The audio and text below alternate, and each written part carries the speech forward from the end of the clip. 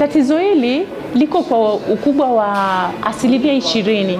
Kwa takwimu za kiulimwengu ni mtu mmoja kati ya watu 5 wana hii changamoto ya dyslexia.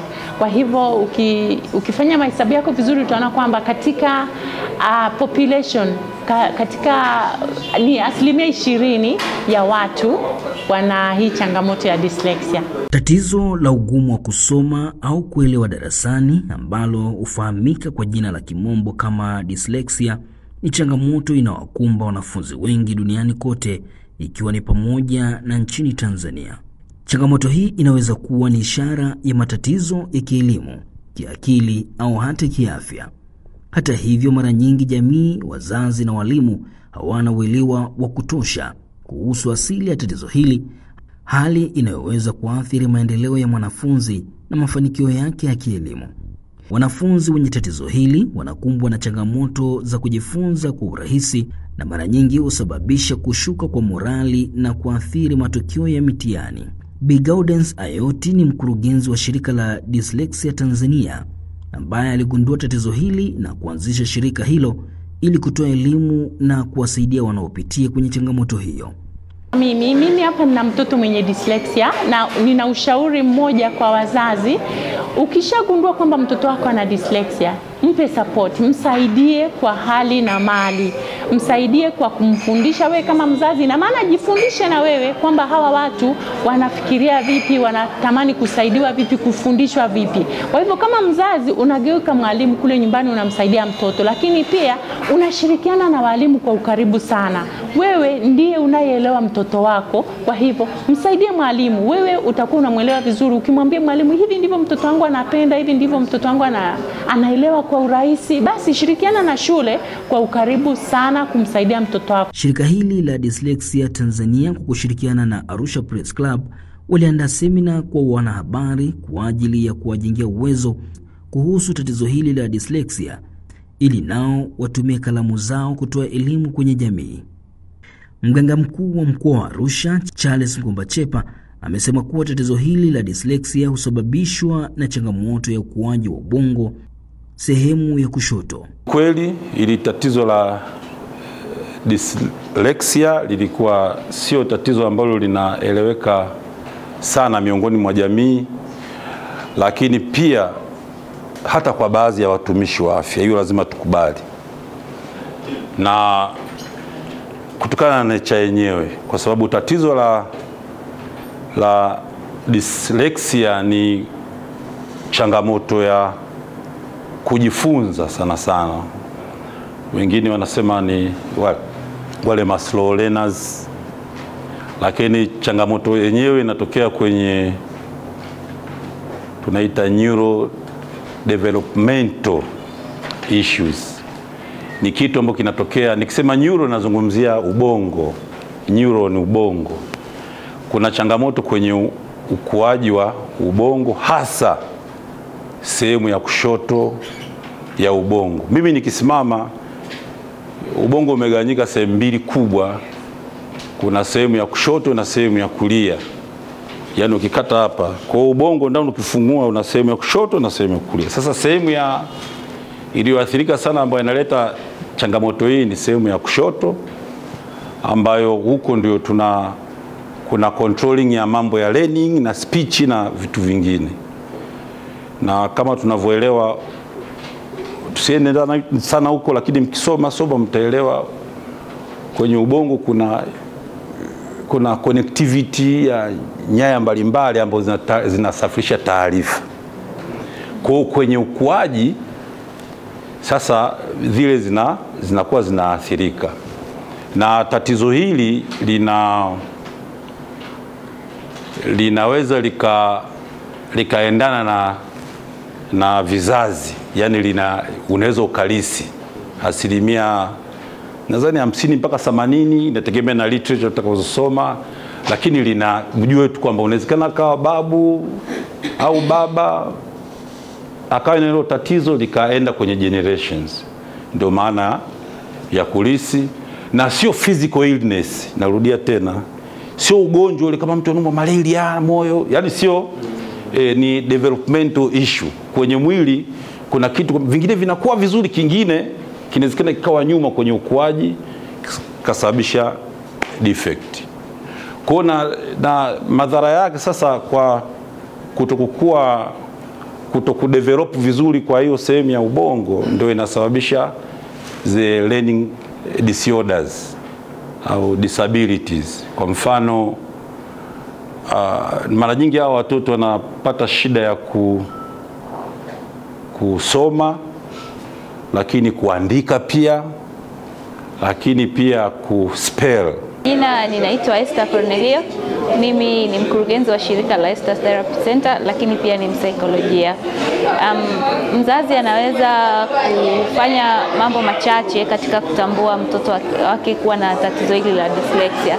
Kwanza anaweza kufuatilia kwa ukaribu kama anaweza kuchanganya herufi zile ambazo zinaweza kufanana kama herufi ndogo, B ndogo pamoja na P, lakini pia pamoja na namba 9 kama ana hilo tatizo, lakini pia kama anachelewa katika kuandika, kusikia na kuweza kuandika kile kitu, lakini pia kama anakuwa na changamoto hata ya kuhesabu. Kwa anapoona hizi dalili za kwamba mtoto wake anakuwa na changamoto ya kuelewa darasani ama kuandika, anaweza kwenda zaidi kwa kaona wataalamu na kuweza kupata assessment kwa mtoto ili kugundua changamoto. Mkurugenzi wa Dyslexia Tanzania Bi Gaudence Ayoti amesema kuwa wanashirikiana na serikali na wadau mbalimbali kuhakikisha kuwa wanaendelea kutoa elimu kwenye jamii na kuwasaidia wale wenye changamoto hiyo. Kupitia kushiriki katika uandaaji wa ule mtaala wa elimu Tanzania, Inclusive Education Strategy kwa lugha ya Kimombo, tumepata mtaala mpya ambao ni Competence Based Education. Huu mtaala mpya kwa kiwango kikubwa sana ni mtaala rafiki kwa watu wenye dyslexia. Kwa hivyo tunaishukuru sana serikali yetu kwa kuangalia hili na kubadilisha mtaala. Sasa hivi mtaala wetu huu unaangalia uwezo wa mtoto. Tunashauri walimu wote waendelee kutumia huu mtaala mpya na kujifunza ili kuboresha maeneo mbalimbali kuendana na huu mtaala mpya ambao ni mzuri sana, ni rafiki kwa watu wenye dyslexia. Kama jamii itaendelea kutoelewa, watu wenye changamoto hizi watakuwa wanapata shida sana, wanaacha shule, wanaingia katika kufanya mambo ya uhalifu. Kwa sababu kama shule haimfai, mtoto ataacha shule, na akiacha shule kule nyumbani anafanya nini kikubwa? Atakuwa anaingia katika matumizi ya madawa ya kulevya, atakuwa hana umuhimu wakati hawa watu wana vipaji vikubwa. Ndio maana tunaweka jitihada zote kuelimisha jamii ili kuelewa, kuwa support. Nchi za wenzetu watu wamefanya mabadiliko makubwa sana kwa sababu jamii yao ilielewa ikawa support. Mfano mmoja tu, mwanzilishi wa iPhone anaitwa Steve Jobs. Alipata msaada, ndio maana ameleta mabadiliko katika ulimwengu wa teknolojia. Jamii ikielewa, tutapata manufaa makubwa kwa sababu hawa watu wenye dyslexia wana vipaji vikubwa sana, wanaweza kuleta mabadiliko katika jamii yetu. Katika tafiti tulizofanya, kiukweli walimu wengi hawana uelewa kuhusu dyslexia. Mimi binafsi mwanangu, mwalimu wake alisema, "Huyu mtoto wako hafundishiki." Ikabidi nimbadilishe mtoto shule, lakini kimsingi ni kwa sababu mwalimu hana uelewa. Tunatamani sana walimu wapate huu uelewa ili wawe wa msaada kwa watoto hawa wenye changamoto. Uelewa ni mdogo sana kwa walimu na hata kwa jamii kwa ujumla. Dyslexia ni changamoto kubwa sana katika jamii yetu kwa sababu inachukua zaidi ya 20% ya watu duniani. Sasa hatuwezi tukapuuza 20% ya watu. Hawa watu ni kati ya watu 5, mmoja anakuwa na dyslexia. Kati ya watu 10, 2 wanakuwa na dyslexia. Sasa tusipolielewa tatizo hili, ina maana kuna watu 2 au mtu mmoja kati ya watu 5 ambaye anapitia changamoto hii na hatujui ni namna gani ya kumsaidia. Kwa hiyo sisi tunakuza uelewa kuhakikisha ya kwamba hizi 20% zinaweza zikapata msaada ambao unastahiki. Watu wenye dyslexia kwa sababu jamii yetu imewalebo kwamba ni wajinga na wapumbavu na vitu vingine vinavyofanana na hivyo, Hii sio kweli, ni kwa sababu tu hawajui changamoto yao ni nini. Lakini tunao watu maarufu wengi ambao wamekuwa na changamoto hii, lakini wameweza kufanya mambo makubwa. Tunachokisema ni kwamba watu wenye dyslexia wanajifunza kwa namna tofauti. Sasa hii namna tofauti ndio tunayotamani kila mmoja aweze kuifahamu, ili watu hawa waweze kufikia malengo yao katika maisha. Kawaida jamii na wazazi hawana uelewa wa kina kuhusu matatizo ya kusoma. Mara nyingi wanahusisha changamoto hii na uzembe. Lakini Bi Zakia Simbaya ni mmoja wa wazazi ambaye aligundua tatizo hili mapema kwa mwanae na kupata msaada kupitia shirika hili. Naitwa Zakia Simbaya, ni mama wa watoto wawili. Mtoto wangu wa kwanza ana dyslexia. Na haikuwa rahisi kutambua kwa sababu alikuwa na changamoto nyingi sana.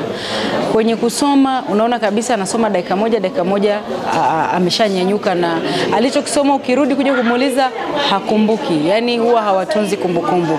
Kwa hiyo kama mzazi, kwa mara ya kwanza nilikuwa frustrated kujua nini hiki ambacho mwanangu anacho. Kwenye mitihani anakuwa wa mwisho, lakini nikaja kukutana na Madam Gaudensia ambaye tulikutana kwenye mazungumzo fulani. Katika kuzungumza ndo akawa amenielezea, nikaelewa. Kwa hiyo baada ya kuelewa, mwanzoni nilikuwa nampiga sana mtoto, lakini nilipoelewa nikajua kumbe hawa watoto unapompiga ndo unamnyima kujua anapaswa kufanya nini.